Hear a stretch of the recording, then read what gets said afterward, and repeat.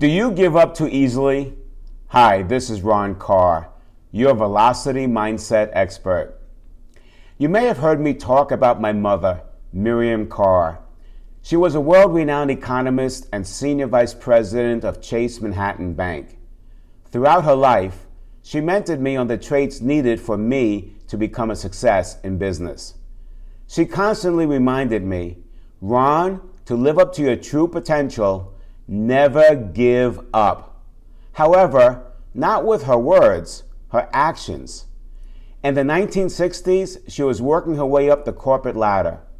Miriam applied for a high-level position with a large organization. Until her last breath, she remembered that interview. Maybe you can relate. At the end of the interview, which Miriam thought went extremely well, the gentleman interviewing said, "Mrs. Carr, you have an incredible resume and great experience, but I am sorry, this is not a position for a woman." My mother walked out of that interview deflated, yet not defeated. In fact, as a result of that experience, her resolve to succeed strengthened. Fast forward 30 years. Miriam was then a senior vice president of Chase Bank. As fate would have it, she attended an executive cocktail reception. Who did she run into? You guessed right. The gentleman who rejected her for the position she was obviously qualified for.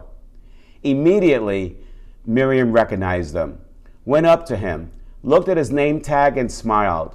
She now knew he was a much lower level executive at Chase. She was about to have fun. She said, "Excuse me, do you remember me?" The gentleman looked at her name tag and said, "Why, Miriam, I do not. Please refresh my memory." Miriam then said, "I just wanted to thank you. When we met in the 1960s, you decided not to hire me.